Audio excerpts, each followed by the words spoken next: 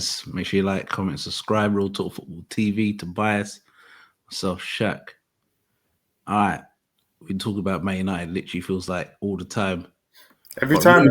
But Change Ruben, it to the Man United channel. I'm telling you. But Ruben put the biggest saying we've been saying for a while. This is the worst Man United team in the history of Manchester United. I think he's had enough now. I think he told these players some of home truths, how shit they are. I think he's telling them, like, most of you, man, are done. I'm hearing, like, in a sense of, I think he's just had enough. I'm hearing, like, Kobe Maino's camp wanting 200 grand a week. This is all peak right now. The culture's messed up. That game, just for one stat, you had one shot on target, and that was the goal. That was the pen. At home. It's this. I think this game is bringing Man United to new depths. It's mad. I watched it. It was so lethargic. It feels like you guys are scared to play at home. They can't. I said this that time ago. When it's at home, they get eaten up. They can't do it. They can't handle any form of pressure like that. And the Southampton game showed the cracks because Southampton easily could have won that game. Easily should have. We robbed it. And then you go from having one bad 80 minutes or 90 minutes, and then you just walk straight into another one. Yeah, it's peak. It is peak. Morning, Dennis Law and these lot put up a show like this. It's embarrassing. Where do you start with it though? Am I surprised? Did I expect that Brighton were going to turn up and was going to win? Absolutely not. You know, this is the expectation now. We're 7 points from 10th, I believe. 7 points from 10th. So realization is that we're finishing bottom half this season. We've got Fulham next week, and so it could potentially be 10 points from 10th. And if you look at it as well, you're lucky the three teams at the bottom are so crap in Ipswich. Ipswich losing 6-0. Southampton. And who's the other teams? It's Ipswich, Southampton. And Tottenham. Least second. Tottenham is terrible as well. It could be worse. It could be Tottenham, but I think it's worse for you guys. I think it's worse for us. I feel sorry for Ruben in a sense of, I think Ten Hag has left him with one hell of a terrible squad with some terrible players. I think it's going to take him at least. I hope he gets. Well, I don't really care, but I hope he does get the sort of time, because it's going to take him 2-3 years just to get rid of dead wood before you can actually start building Manchester United again. I think you're in the depths. I think it's a really, really poor side. Really, you look at the players. If everybody got sold, I don't think a Man United fan would bat an eyelid and say, apart from Ahmad, it's basically your team's terrible. Give the ball to Ahmad and he does something. It feels like that's what the game plan is. Well, I had question marks originally about whether or not this team was adaptable to his system. I knew it wasn't the case. The better younger players who showed under Ten Hag that were showing some sort of improvement, Garnacho and Mainu, looked lost in the system. Like, they've been probably two of the worst players in Garnacho and Mainu since playing the system. So everything's looking terrible. The only one that shows that he can play the system is Ahmad comfortably. He just shows it. We've given Fernandez a big contract. Can he play the system? Question marks. Like, is there any point in talking about Onana? Very little. I don't. As much as he's a calamitous, I'm not even going to speak about Onana too tough about it. Dallow's way too inconsistent. Always has been. It's not even that. It's like you make the decision of bringing in Ruben. He wanted to leave it until the end of the season, and you can see why. He knew what was happening, so he's basically giving them the green light as if to say, "Well, it's going to get bad." That conversation must have happened, because even then, you can't tell me that you haven't promised him funds in January. But Ruben called this. He said there's going to be a massive storm before we get past the storm. So this storm is this season. It's basically get to 40 points, survive, get rid of this dead wood for the next 2-3 transfer windows, and that's what we're going to build. It is a storm. But it was from when Ranić said we needed open heart surgery, how many of those players are left? There's not many. Still there. So there's not many though. There's not many that's left. Do you know? So it's a culture. So he's basically saying it's a cultural thing. It's a structural thing. It doesn't matter who you buy. Well, if you got Kobe looking at 200, and that's crazy. That's crazy. I'll sell him. Just mental. Like, so that just shows you that we are the free hit for the money. Like this is what players. And until you put a stop to it, definitely do not want Kobe to leave. You know how much I like Kobe. But the problem is if he's coming to the table and asking for 200.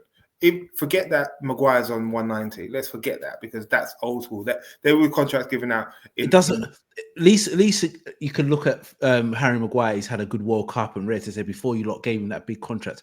Kobe Mainoo's had basically 18 months of first team football, from basically being nobody and Ten Hag flinging him into the first team to now 200 grand a week. For me, if he came with that in his entourage, I'd be like, listen, this is what you're getting.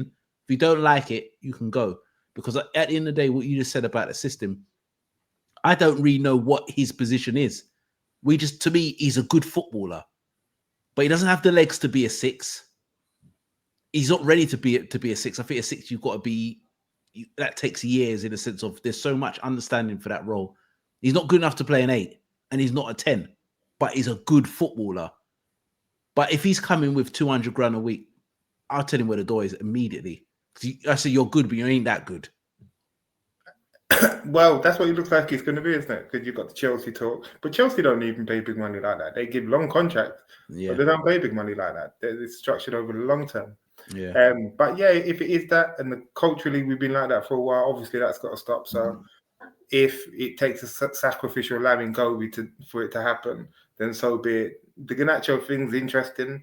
Garnacho to me. I know there's a lot of people that think he's going to go on to become a world beater. I'm not that convinced personally. I think he's a good player. He has moments. He has good moments, and he's always a threat when he plays or when he used to play. In this system, it's lost to him. I knew it was going to happen. I didn't think he was going to have the nous to fit that position. Mazwari's been first time. He's been good all season. He's hitting the wall right now. Again, like the midfield's always been a problem.